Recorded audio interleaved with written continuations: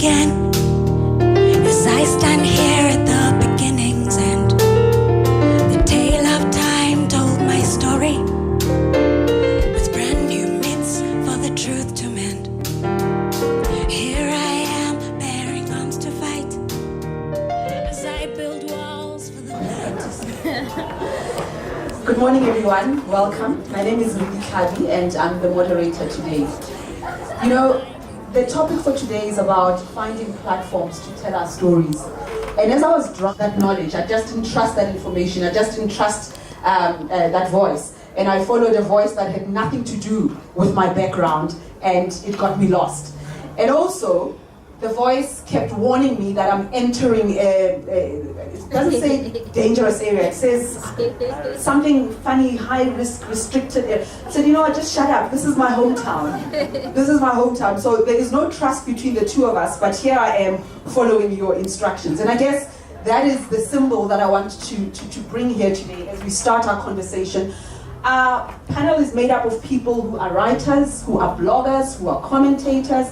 There's a publisher here, and I think they have over the last couple of years really shaken up the literary space in terms of the platforms that are available for our words and our truths to be spoken. I'd like to introduce to you James Murua,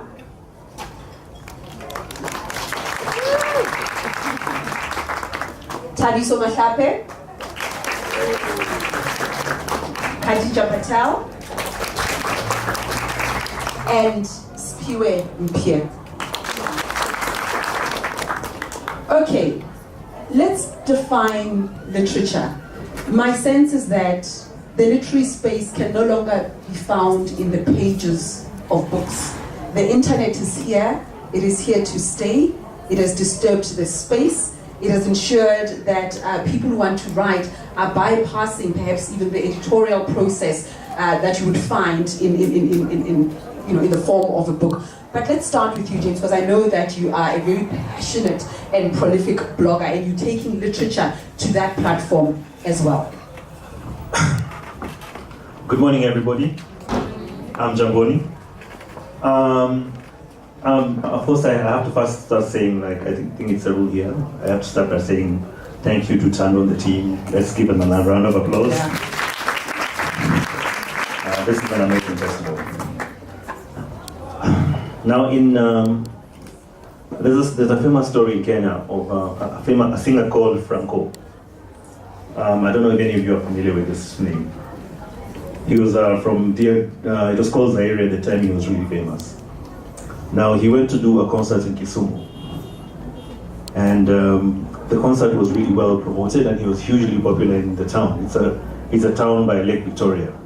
And he was like the star of that town. And everybody was in Jomo Kenyatta Stadium, and they were trying to get into the stadium, and the guys who were doing the work of ticketing weren't doing their work fast enough.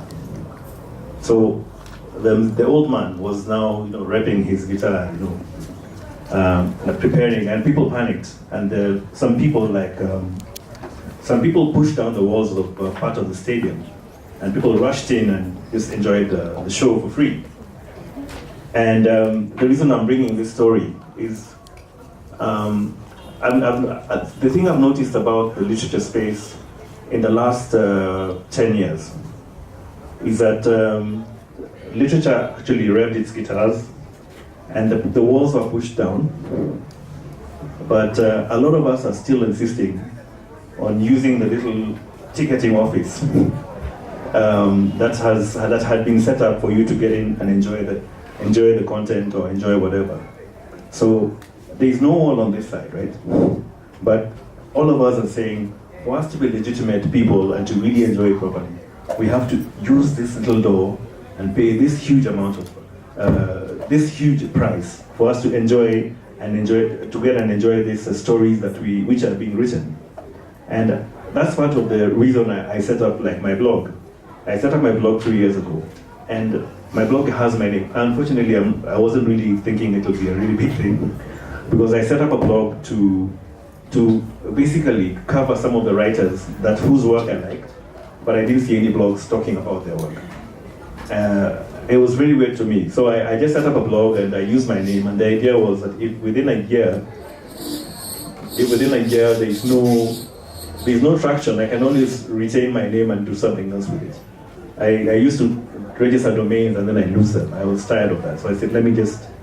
And now my blog is three years old, and I've just come to realize that there's no one doing it. Like everybody is interested in doing blogs from their part of the continent, and again, all of us are stuck on this little thing where, yeah, we are South African writers and we have to do South African writing, and we have to go through the South African system. We have to go through that, but there's a whole continent out there. So that's perhaps my opening statement. We'll expand more on that, the continental aspect, but I want to bring you in here, Khadija, because you started the Daily Vox. And I am an ardent fan. I read a lot of stories. Some of them I dismiss, some of them I reflect on, some of them I think, what nonsense. There's so many lessons. But you've kind of just penetrated the space, and it is quick, it is immediate, the proximity to the news. And also, I think what stands out for me is that it seems as if on the Daily Vox, any story goes. And by that I mean, it's not a current affairs space only. It is a platform to tell stories. What stories, what motivated you, and what are you trying to achieve by it? So when we started the Daily Vox, it came from my personal experience and a particular frustration that I was having as a journalist in South African media, where I felt that the space to actually tell your own story and actually try to tell a story a bit differently was very, very narrow. And it also wasn't a unique experience of that space. So many other young black journalists had similar experiences, and it becomes a very frustrating experience.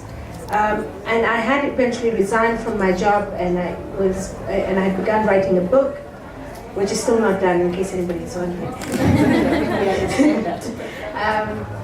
But in the process of this, we also had the last general election sort of coming up.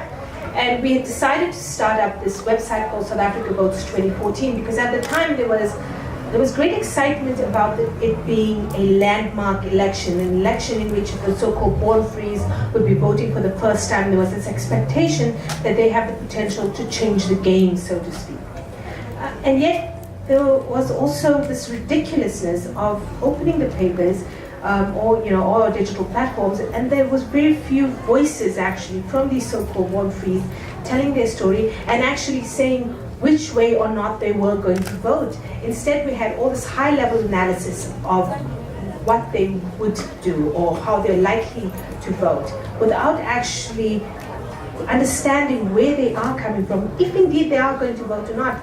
So we started the South Africa Votes 2014 trying to emphasize the voices of young South Africans, particularly as it related to that election.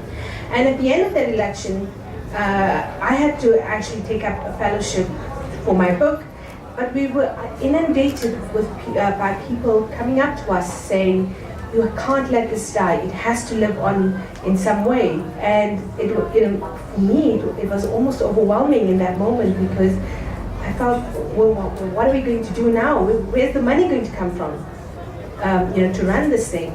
And so that's how, my point is, the Daily Vox began really in response to this outpouring of support, public support for this kind of platform.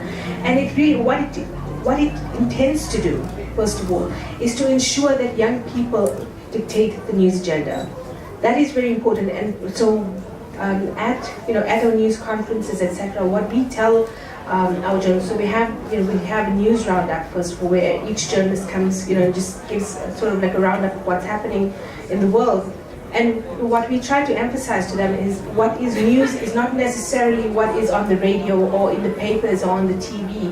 But if something has happened on your street, or something has happened in your family, or something has happened to somebody you know, or you've heard about something, that is news as well.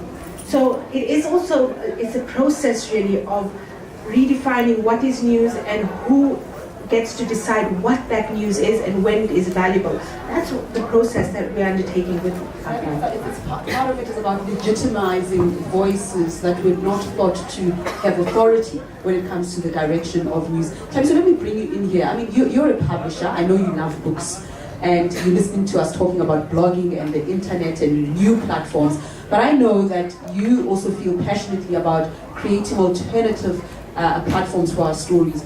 How do you, in your head, define an alternative platform? I mean, do you see the internet literature being located online as a threat to publishing in books, the traditional book, as it were?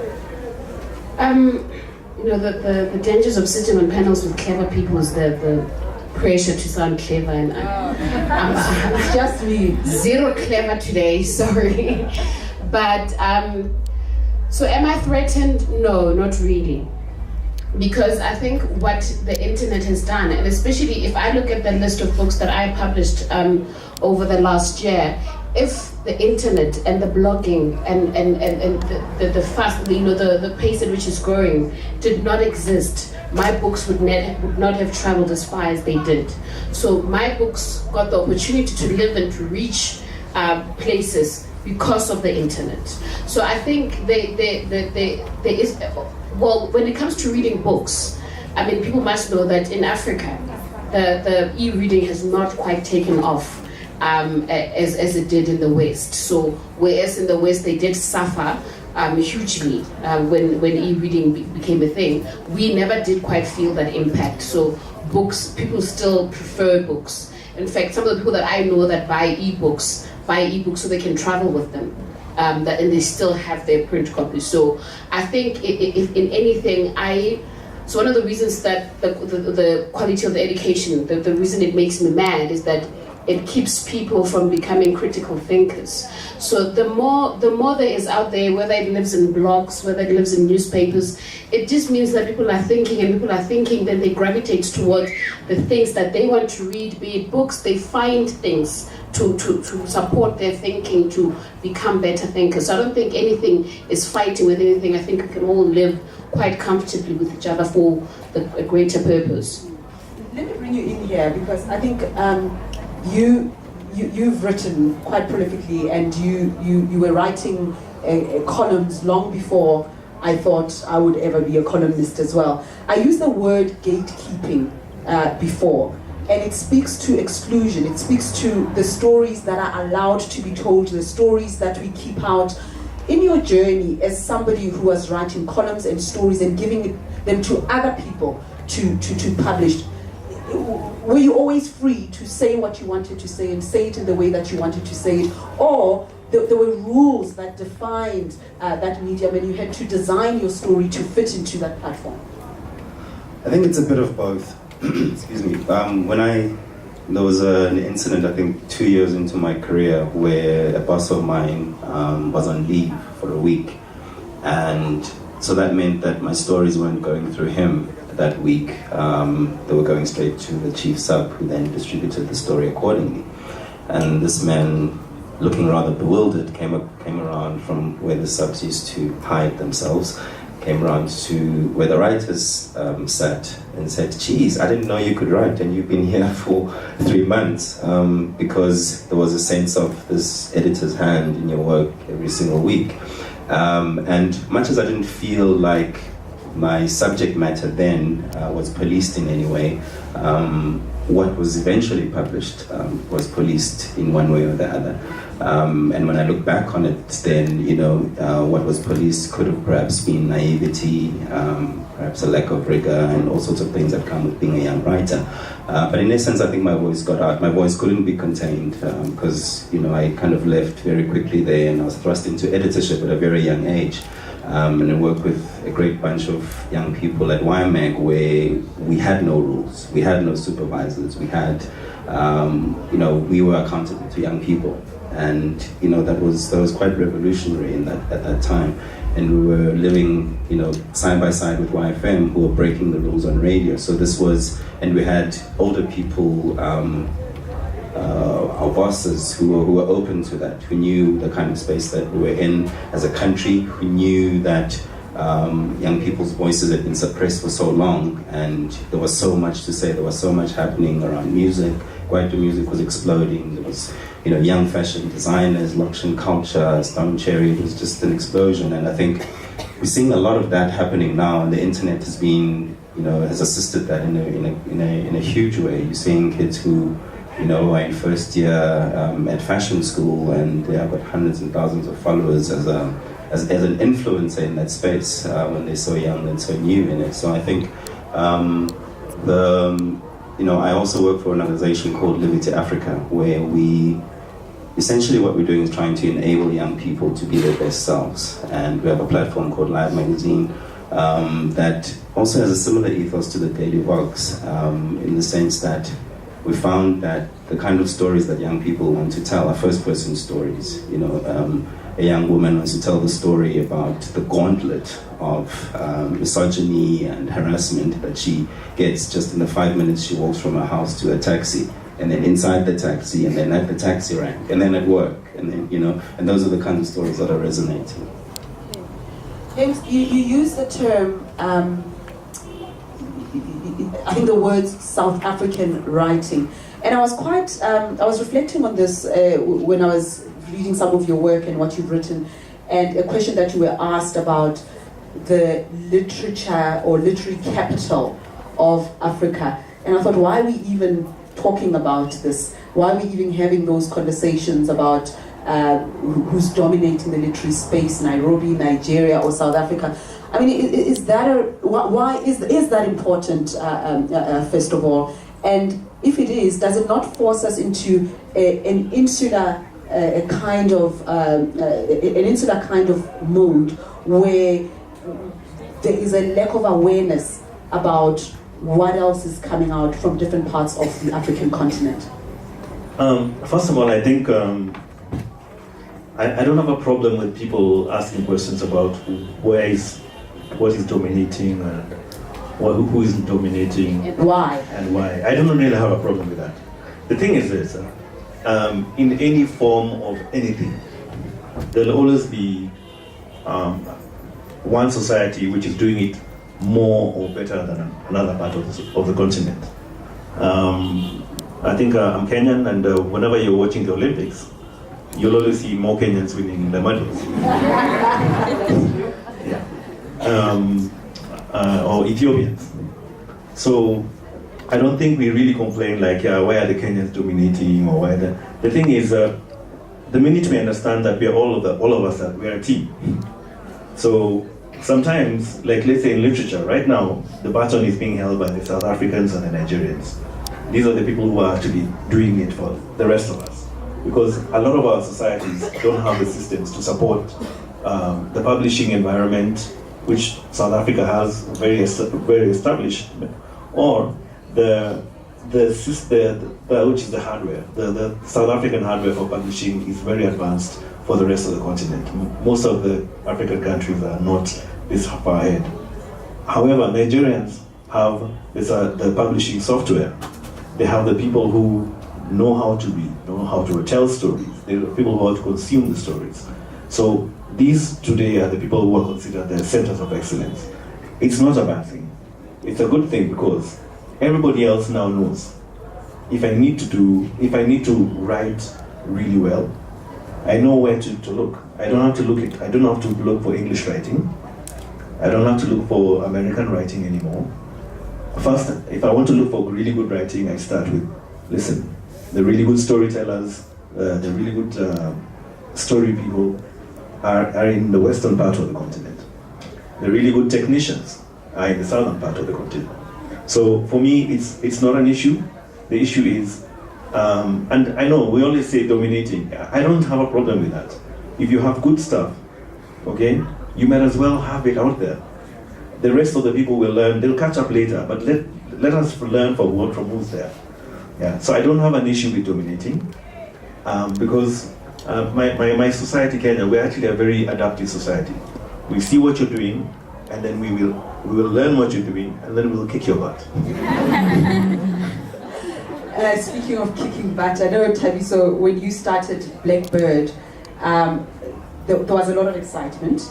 I follow you on Twitter and I see how black writers were particularly excited that there's a black female who is thirsty for their stories and will give a platform for a good story. Now, Jane spoke about systems to support the publishing environment, that we have those here in South Africa, but you've been in publishing for a very, very long time. I'd like you to take us through some of the challenges that you've observed, particularly when it comes to stories by black people, about black people, and also the South African experience, whatever you conceive that to be. First, I must correct you on very, very long time, because what impression are you giving people about my age? It is a long time, don't believe anything she said. So what I have found to be the issue with black South African stories, and I'll go back to when the exciting new Kids on the Blocks were being published. I'm talking about Zukiswa, Vaner, Utando Mkolozana, Cynthia Jele. So when that crop of black writers was coming out, it was a thing that, I'm not speaking for anyone, but when I look back now, I find it is a thing that white publishers were doing to be hip. They were being avant-garde-ish. It was going to give, okay, 1, 2, 3, you come. And then they'd give a platform to those 3. But the publishing industry stayed very closed to black stories. And that is because all publishers, or most publishers, had a target audience in mind when they were publishing books. And the target audience was your white, middle-aged, north suburb, your neighbors, woman. So if you have that audience in mind, and if you look at just until very recently, Jenny, who was your colleague, was one of the few people really pioneering literature in the country. But because books and literature is something very subjective, you couldn't expect her to go pioneer things that some of which did not connect with her. And she did a lot for a lot of black writers, but still it was only the things that connected with her. So if those are the dynamics that exist, what that means, then you spoke about gatekeeping earlier, is that the gates were becoming very close to black writers because one, we've managed to give space to this few. They're not selling the thousands that are needed, because publishing is a very, business-wise, it's not amazing. So what you need for the books that you're publishing to make enough money for you to be able to invest in new books and new writers. And if that's not happening, then you're not going to get the kind of new numbers you need. And so when I started Blackbird, and before I started Blackbird, I published under Jacana, and I'd been publishing for about 2 years when I realized this thing that I've just spoken about. So for example, your book and Macintosh Palela's book were probably the first few books that were memoir, in the memoir genre, by young black South Africans. They didn't exist before. And then all the other publishers woke up. They haven't credited me, no royalties, nothing, but okay. So they kind of woke up to that. There was a market. Ridi's book has sold to date close to 20,000 copies. Macintosh's book is selling also about in the region of 18,000 copies, which is unheard of. Even I still have to make that again. It hasn't happened ever again. So when I started Blackbird, I thought the thing, and people were calling me a celebrity publisher, and I didn't understand, because it's not like I went out to seek these celebrity people to publish. So when I started Blackbird, I said, I'm going to start publishing people that have not been published before. So if any of them are in here, you must know I sacrificed a lot of money to publish you, because the sales prospects were not amazing, but it was untested and it had to be done. So publishing, so in the last year or so, I published about 9 books, and all of them were about debut writers, and they have done phenomenally well, which means that the market has always been there. The market has always been there. It's just that the market was not being, tapped into with the right stories, with the right authors. I'll come back to you on that, and you as well, James. I'd like to get your thoughts on that. But let's come to you. I mean, I'm asking you this because I know you're an entrepreneur as well, so I'm tapping into that aspect of your life. I mean, the choice between a story that has to be told and a story that would be commercially viable, or perhaps the two are not mutually exclusive. What are your thoughts? Sometimes they're not mutually exclusive, but you know, I have a newish platform. It's about a year old, and it's called notedman.com, and there isn't much advertising on there, but it's all the stories that that I feel need to be told.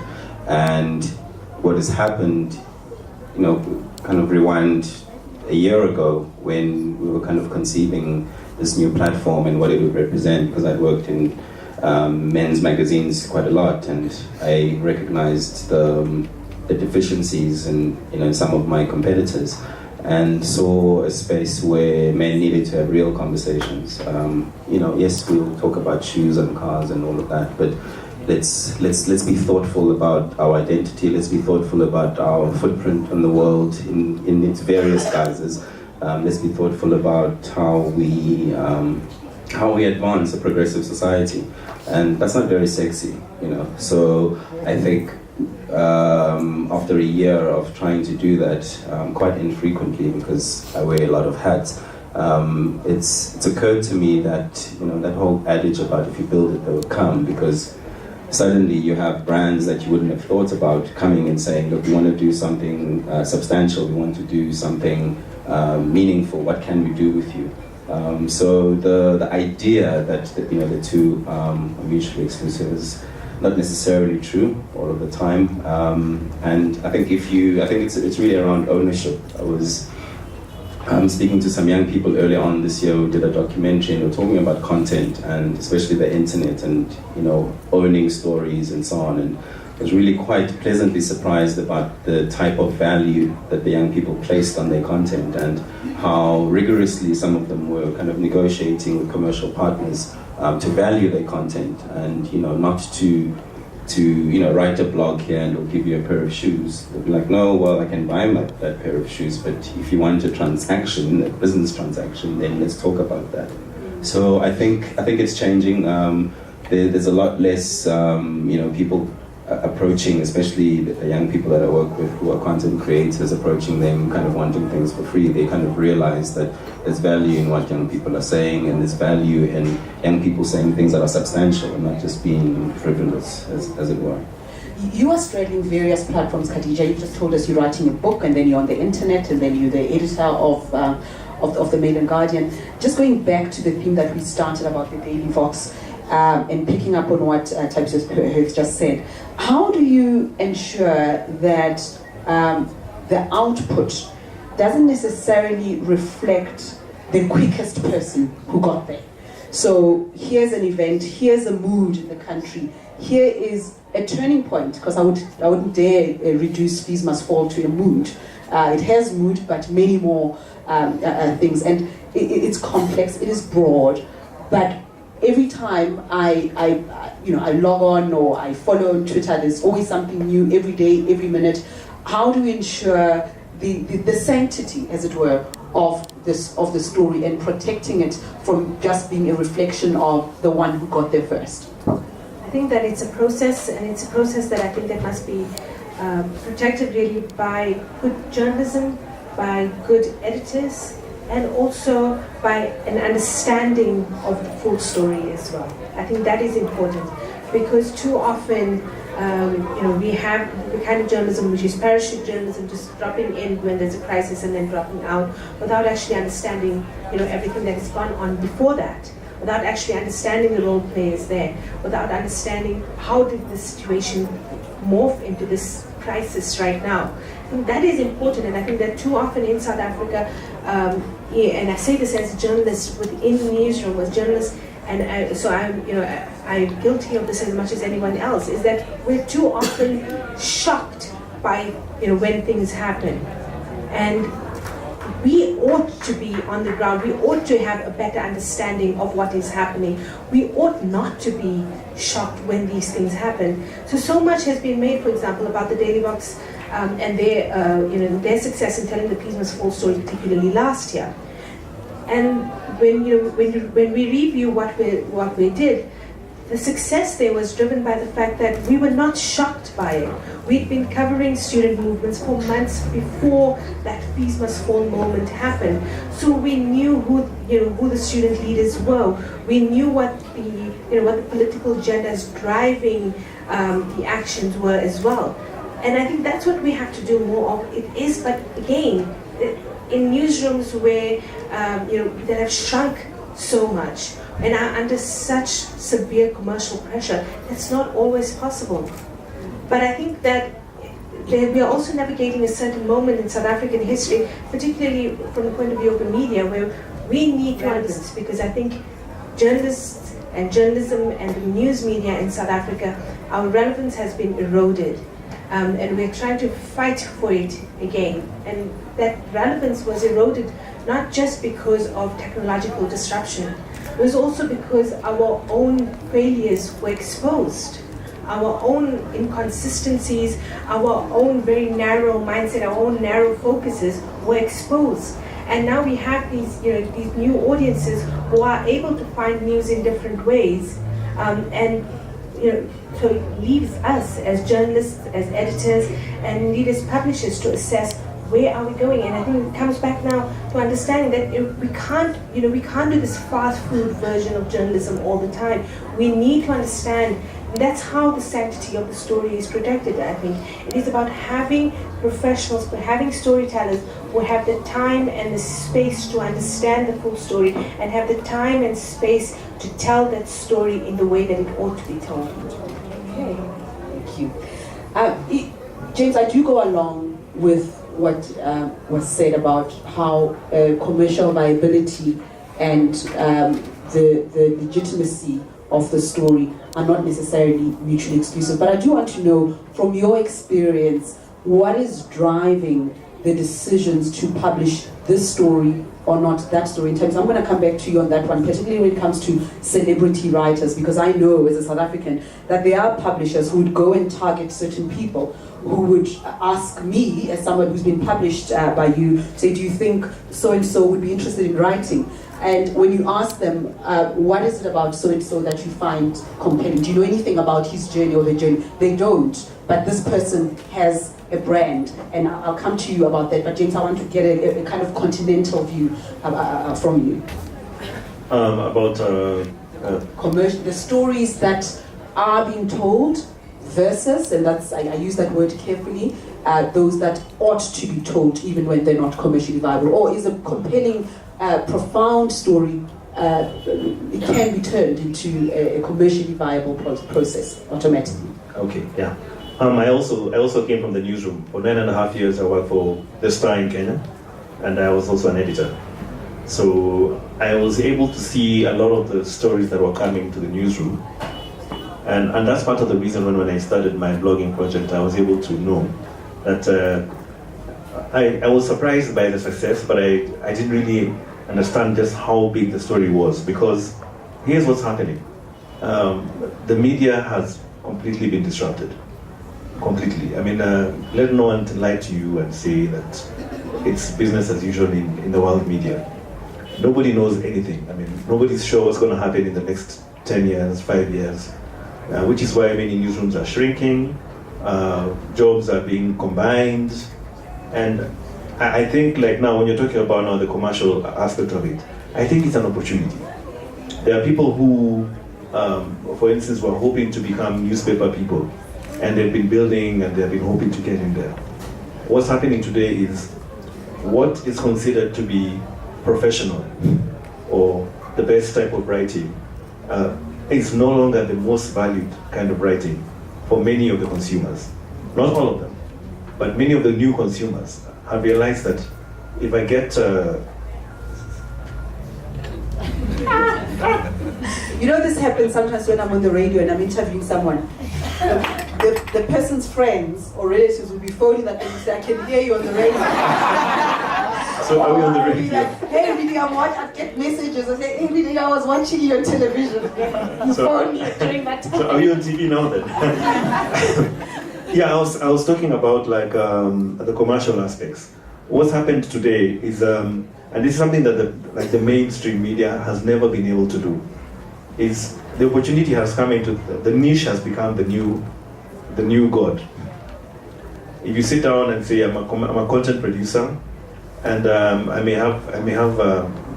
might decide that I want to write stories in East Tulsa. And the plan is, I'll be writing stories like this because I think I have like 3 or 4 of my friends. And you start a platform like this, you will find that everybody on the planet who has an interest in that specific topic will find you, and you'll start communing with them. So the old model of media is really, really dead.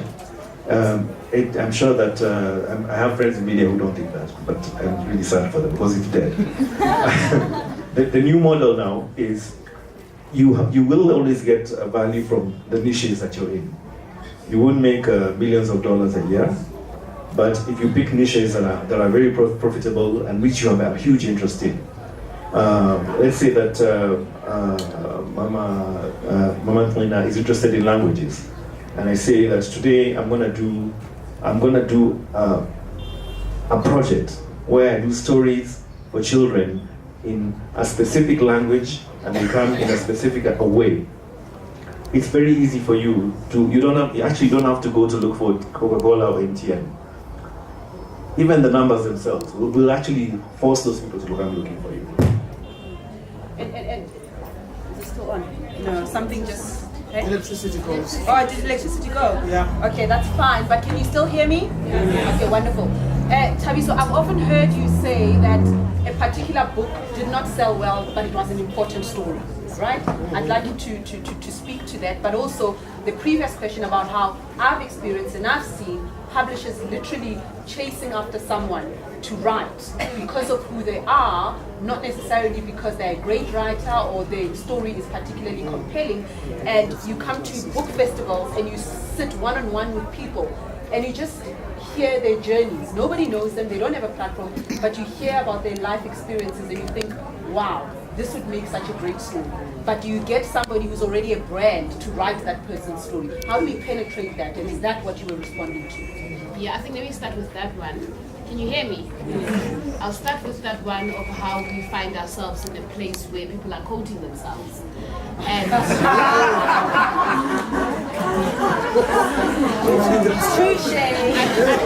don't know where your guys' minds are. Don't stay right here. But the thing is that so for example, my email address says tabiso@jakana.co.za. It does not say .org. So this is a business. There's a business, and there's a bottom line to watch. So it's a business and there's a bottom line to watch. So often publishers do that, and I can't bash them. I'm a publisher and I've done that at some point. It is because you realize that if you get that one person to come and publish their book, so what you can do with the revenues from that one project can subsidize so many other smaller books that you could be doing, right? So that's that. And the second one was, how do I choose how to publish? So for me, it is, and I say this a lot, is that it's publishing is such a subjective thing. And for me, representation matters. I'm going to tell you about two books, one of which I'm definitely publishing, and the other one still needs a lot of work and we still need to decide and stuff. But here's the first one. When I came across this one line, I knew I was going to do it. It was written well, but I knew I was going to do it because I found myself in it. It's a story of a taxi driver, and he's sitting there in the front of his taxi and he says, "I can the seat." And I remember the many times I had to push it the seat. You know, I have been that person at Utica 4-4. And the other one, which made my whole month when I read it.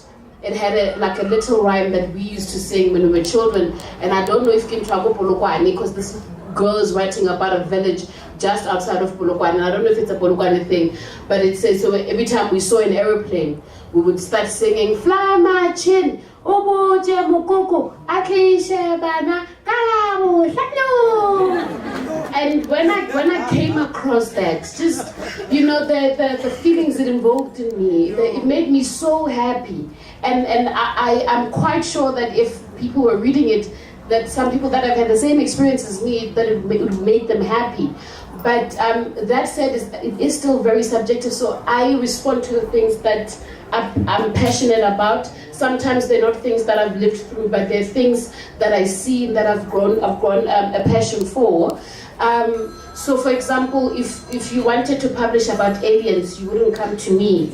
But that's what I wanted to ask you. Do sitting there, Dudu publishes aliens. She loves aliens. Stand up, Dudu. So I don't do aliens. So it is still, so if you come to me and I reject you, it has got nothing to do with you sometimes and or your story. It is just that it did not, I can't confidently go out to sell something that did not resonate with you. In fact, I was thinking about this actually, that if South African publishers like yourself were not interested in memoir, I wouldn't have written. And it's not a sign of a lack of self-confidence. I just don't see that fiction is my strength. And that doesn't mean one can't be creative with memoir. In fact, you absolutely have to be creative with memoir. But I have found that in the book festivals that I've been attending in the past couple of years, maybe it's because I've written a memoir, but I find when I look at the topics, a lot of the themes are about lived experience. They are about autobiographical writing, they're about memoir writing. Is the space, Thabiso, and are we tapping enough into that? And even you, James, are we tapping enough into us as writers, as a platform for novelists to emerge? I think, so what we went through, what the publishing industry went through a few years ago was that people were fiction fatigued. But that's because the fiction that was coming out at that point was still like it was very struggle heavy. People were tired of that. So also autobiographical in a way. Yes, so people started looking to overseas for fiction, and then we hit really low numbers in fiction. I mean, there was one year, I think it was 2013 or 14, where when we looked at the Nielsen sales, only fiction, local fiction, accounted for only 1.3% of sales in that year. So when that happened, publishers, because we love fiction, people were not about to start abandoning fiction, but what they did is they started publishing really little fiction, and also only publishing like the really literary. So we'd say, oh no, he's so gifted, he deserves to be out there, so we'd be publishing those. And that's what James was saying, that people aren't looking for just those really great, talented writers. So it's a thing that we're having to relearn as publishers. If you look at how the self-publishing scene has kind of, exploded recently, and people whose books you read, and as a publisher, because first of all I'm a font snob and I'm a layout snob, and I see these books and they're shocking, but people are raving about them, and I'm like, and informing people's decisions about where to live, who to believe, who to vote for. So that's something worth reflecting on. I do have a last question for all of you, but maybe we can do that as a conclusion, because I see we have about 13 minutes left, and I want to give our audience, in our session last night, it went on and on between the panelists and the host that the audience was forgotten. So if anyone has a question, okay, because he's closest to you, we'll start here. How do you guys prefer? Do you want us to go around the room, everyone ask the question, or a question that's asked gets answered? Ask it. Just take a few. You like AMC petitions. Exactly. They want you to forget what was asked. And okay, so we'll start here. Where else? I saw you. Anyone else? Okay, the gentleman here. Okay, so we've got 3 so far. We'll take this 3 and answer, and then the next. Go ahead. It is okay. My name is Tato, and I'm a blogger. Yes. Wow. My question is regarding.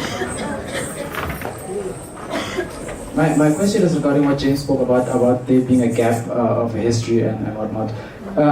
My question is, how do we, especially to you guys, how do we create these online spaces to not just be outlets for us, but stories of actual history? Like, for instance, we go before us and we store these things, because you try and find the history of South African literature, you don't find it anywhere. So why can't we just is there a way for us to reimagine these spaces and just make them historical archives? Maybe let's, the gentleman here also has his hand up. I'm not discriminating, they're just next to each other. We'll come to you next. I'm not being sexist and going with the men. My name is Albert.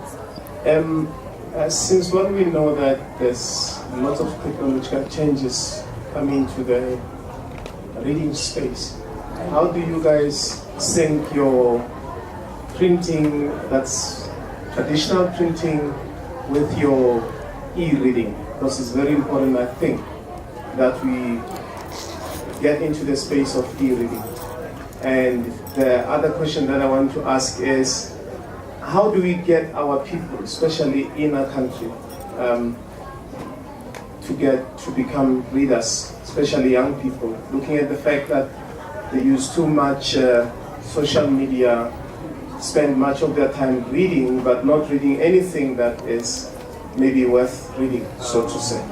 They'll be very cross with you, but we'll get to it in a moment. So the young people over here, there's a protest. Yeah, I anticipated. They always say, who's not reading? Who says we're not reading? Hi, I'm Dan. I just want to know what were the bold new strides being made in literature, and especially Thabiso with your imprint and everything you're trying to achieve with it, especially with debut writers and trying to do something like courageous and daring with literature. Where do we stand from a speculative fiction angle on a continent that is rich in that kind of stuff? Rich in dystopia, rich in magical realism, rich in legend and mythology. How do we stand as a group, and how we put that forward? Because obviously there's quite a dark of it in this country specifically. There's not a lot of that. And what do we do to take back the reins from how it's held a lot by predominantly white writers?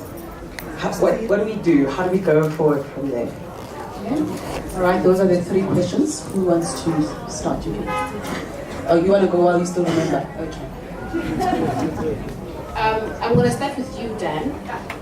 Like I said, you know, the publishers respond to things subjectively.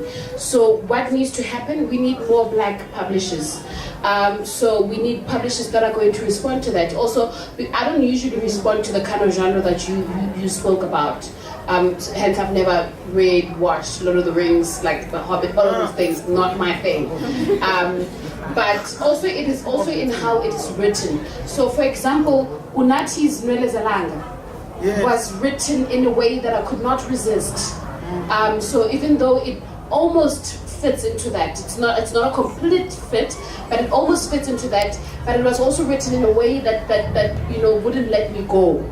So I think that's the thing. But the main thing is we need to have more black publishers. So I need for people to. So the thing is, people go around saying Thabiso is the only black female publisher in. No, I'm not. I'm just, because I'm a product of the mainstream that I'm known. But really, there's so many other people doing so much amazing work. Dudu, once again, being one of those people. And she does that. So that's her thing.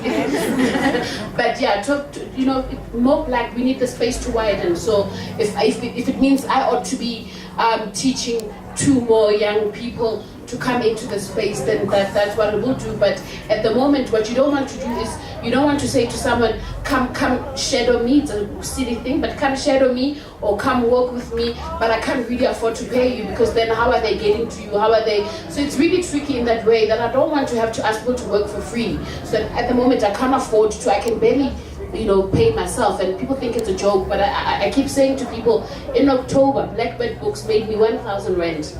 I was a So if I had someone in my employ, what would have happened? You know, I've done this, I've taken this risk. It's mine to carry. Even when the fruits come, they will be mine. But so it's really problematic in that way.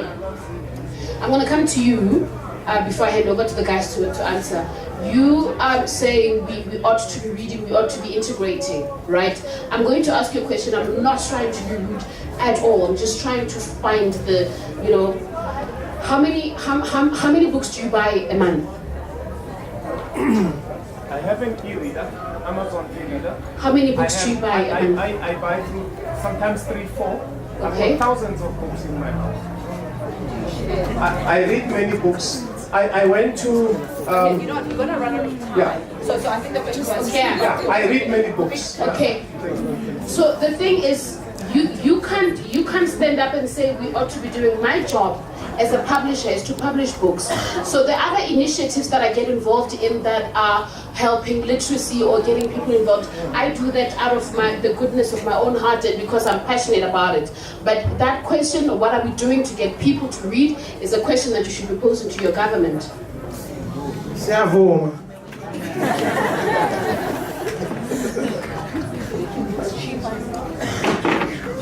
Yeah, maybe I'll speak to Tato's question and we go back to the topic at hand about creating alternative or creating platforms for our stories. And, you know, coming from a writing background, I've come to realize or to appreciate the value of other mediums. So I've worked a bit in radio, I've worked a bit in TV production, and I've also realized the value in spaces like this, live interaction between people. And 2 years ago, we started an initiative called Nobuhle, which was a live storytelling platform, which we now run from the baseline in Newtown. And it's really about that. It's really about giving people who are not necessarily writers. Yes, we do have a lot of writers coming on stage because we like to hear ourselves try to sound intelligent. So we have a lot of writers, but we also have other storytellers. We have scientists who have a penchant for storytelling, who come on stage, and we record that. So it's a live audience, recording that, taking that out onto social media. We record video, we put that out onto the internet, and we record audio and put that out onto SoundCloud, hopefully for perpetuity, right? So that we have that history. We know that Tato was on the stage on such a day, and this was his story.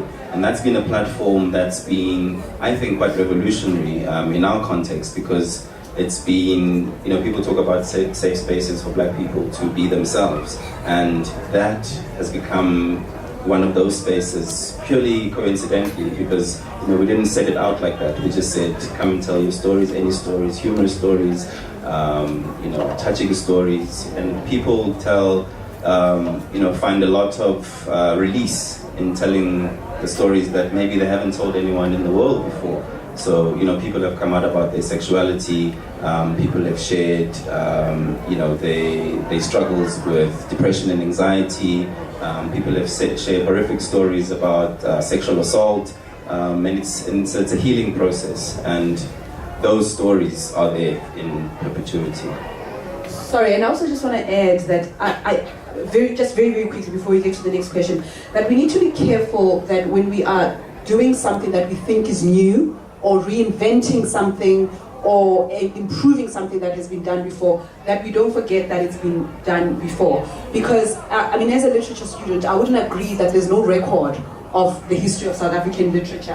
And it would be doing an injustice to people like, someone remind me, Paulo Jordan's mother, Phyllis Ntantala. Yeah, or Phyllis Ntantala, Miriam Tlali. You know, there have been so many, I mean, so many writers. And who's that 6-year-old man who had a white beard and passed, Ezekiel Patel, you know, the history, no, he was gorgeous, I'm sorry. Yes.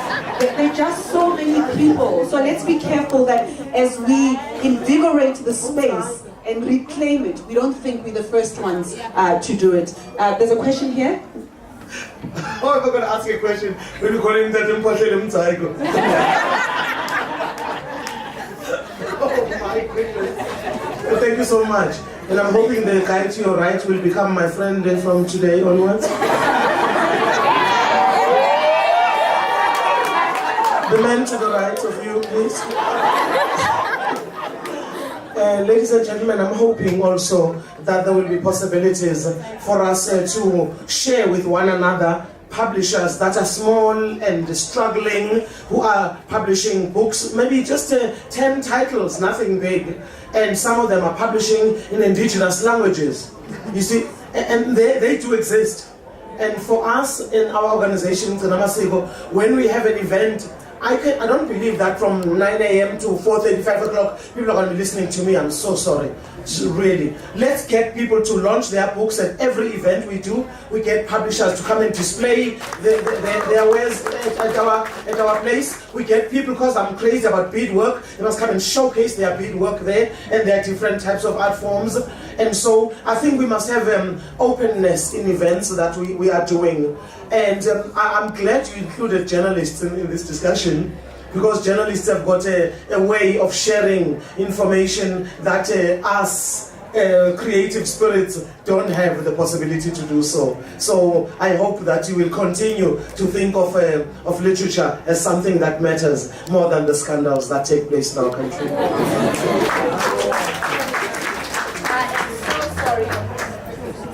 We have to wrap up now. I must thank you for being a wonderful audience, for being so responsive and interested in the topic. I'm really delighted that you came out this morning. Thank you so very much. Spirit, Khadija, Tabiso, and James, it's been a pleasure. Thank you. Our next session is about to start at 1. It's the jazz session. Thank you.